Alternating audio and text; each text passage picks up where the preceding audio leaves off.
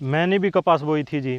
और ये देखो भरपूर पानी देने के बाद भी हमारी कपास बिल्कुल सूख चुकी है, सारी कपास ख़राब हो चुकी है। और आसपास के जो साथी थे, किसान भाई थे, उनकी भी कपास सूख चुकी है पूरी जी। लेकिन मेरी कपास बहुत अच्छी बची हुई है, बहुत अच्छी खिली हुई है। बाकी किसान साथियों की ख़राब हो चुकी है। इसका क्या राज है मैं आपको आगे बताऊंगा। जब हमने कपास की बुआई की तब हमने डीएपी के इसके साथ बोया, बाद में यूरिया बोया, स्प्रे की और फुहारों से पानी देते हैं, तब भी कपास हमारी लगभग सारी सूख चुकी है। उत्तर भारत में ज्यादातर किसानों की कपास की फसल में काफी नुकसान हुआ है। कहीं कहीं तो कपास की फसल पूरी तरह खराब हो गई है। लेकिन हरियाणा में झज्जर जिले के सासरौली गांव के रहने वाले सत्यवान ग्रेवाल के खेत में कपास की फसल बहुत अच्छी खड़ी है। जहां आमतौर पर किसान कपास की फसल में डीएपी, यूरिया और काफी पेस्टिसाइड डालते हैं, वहीं सत्यवान ने अपनी कपास की फसल में कुछ नहीं डाला। इसके बावजूद इनकी फसल अच्छी कैसे है, चलिए जानते हैं सत्यवान ग्रेवाल से। टेक्निकल फार्मिंग चैनल को सब्सक्राइब करें और बेल आइकन भी दबाएं ताकि आगे आने वाले वीडियो की नोटिफिकेशन आपको मिलती रहे। मेरा नाम डॉक्टर सत्यवान ग्रेवाल है और मैं सहायक भूमि संरक्षण अधिकारी के पद पर हरियाणा एग्रीकल्चर डिपार्टमेंट में कार्य करता हूँ। हमारा जो कार्य होता है वो लगभग खेती में जितनी भी सिंचाई के साधन हैं उनको मैनेज करने का, उनके ऊपर सब्सिडी देने का होता है। अगर आज की बात करें तो पूरे हरियाणा में कपास, पंजाब में और हरियाणा में कपास लगभग सब लोगों की ख़राब हो चुकी है। लगभग बता रहा हूँ मैं, जिस किसान भाई ने अच्छी मेहनत करी होगी, सही ढंग से कार्यप्रणाली की होगी, तो उनकी कपास बची हुई है। जैसे कि हमारे वाली बची हुई है, जैसे कि आप खुद देख सकते हैं कितनी अच्छी कपास हमारी खड़ी है। ये वाला देखें, आगे देखें, हमने कुछ इसमें से चुगाई कर चुके हैं। बाकी आगे आप जहाँ तक भी नज़र दौड़ाएंगे आप देख रहे हैं ज़बरदस्त कपास हमारी खड़ी हुई है।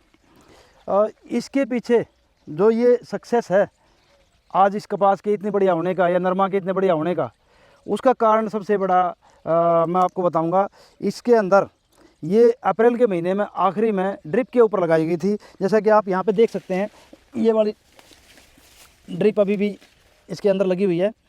तो इस ड्रिप के ऊपर हमने एक एक बीज चौब के हमने लगाई थी ये, जिससे एक एक दाना उगा।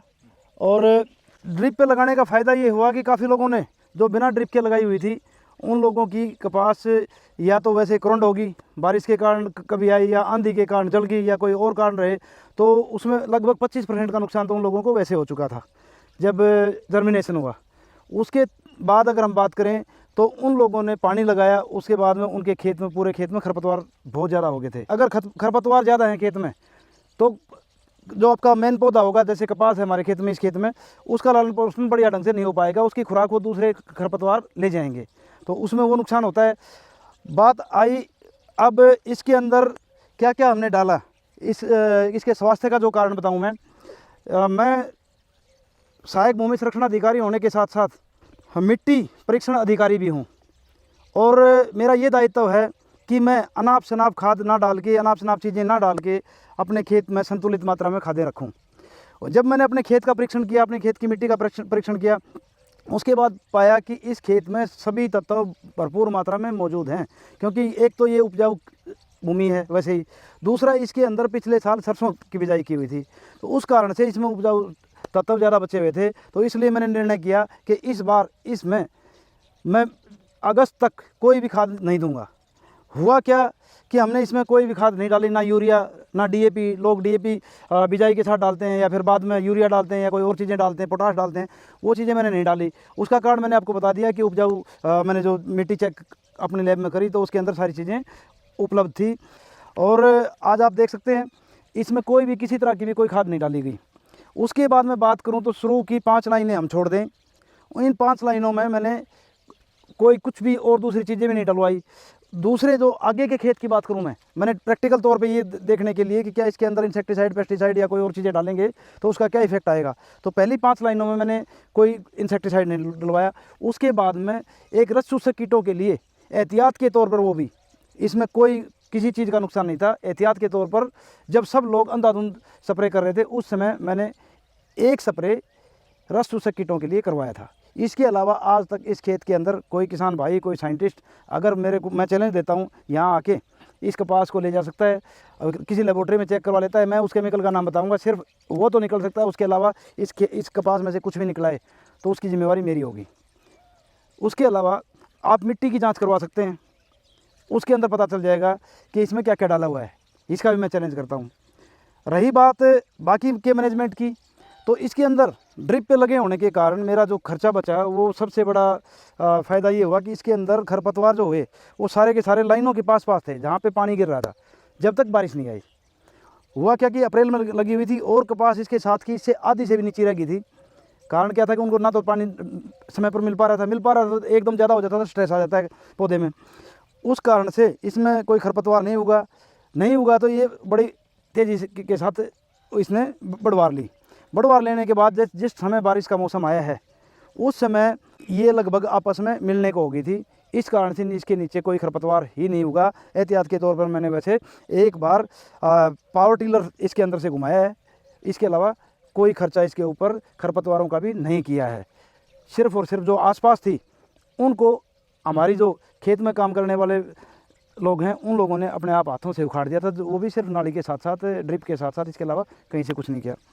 मैं अगर बात करूं इस पूरे चमत्कार की तो सबसे बड़ा जो योगदान था इसके अंदर, आप देख रहे हैं कितने अच्छे तरीके से, मैं आपको दिखाऊं, आप देख सकते हैं कितने अच्छे तरीके से ये बारिश आई, उस कारण थोड़ा सा अभी गिलापन है।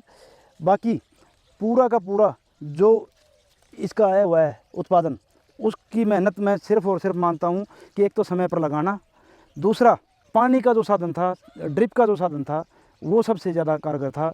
ड्रिप के ऊपर जब मैंने कपास लगाई तो इस कारण से इस कपास की पैदावार ज़्यादा बढ़ी, क्योंकि इसकी जो बढ़वार थी पौधे की वो सही मात्रा में हो पाई। ड्रिप इरिगेशन सिस्टम पर कपास बोने से सत्यवान ग्रेवाल को लगभग 15 से 20 हजार रुपए की बचत हुई है और साथ ही फसल अच्छी होने से 5 से 10 हजार रुपए की अतिरिक्त आमदनी होगी। ड्रिप इरिगेशन से कपास की फसल में इतना लाभ कैसे होगा, इसके बारे में हमने एक फिल्म पहले डाली हुई है जिसका लिंक नीचे डिस्क्रिप्शन में दिया हुआ है। चलिए अब आखिर में सत्यवान ग्रेवाल से जानते हैं कि वो बाकी किसानों से क्या कहना चाहते हैं। मैं कहूँगा किसान भाइयों को, मैं शुरू से ही हरियाणा सरकार की या भारत सरकार की जो सब्सिडी है इसके ऊपर, उसके बावजूद किसान भाई अभी जागरूक नहीं हुए हैं। मैं तो सबसे यही प्रार्थना करूंगा कि ड्रिप के ऊपर ही कोई भी फसल लगाएं, जिनमें जो फसल ड्रिप के ऊपर हो सकती हैं, बहुत सारी फसलें हैं ऐसी जो कि ड्रिप के ऊपर हो सकती हैं, तो उनको ड्रिप पर ही लगाएं। खासकर जो आपकी कपास है उसको तो हर हाल में आप ड्रिप के ऊपर लगाएं, चाहे वो नरमा है, देसी है, बीटी है, जो भी है आपकी। अगर आपको यह वीडियो पसंद आया है तो ज्यादा से ज्यादा लाइक और शेयर जरूर करें, साथ ही चैनल को सब्सक्राइब करना ना भूलें।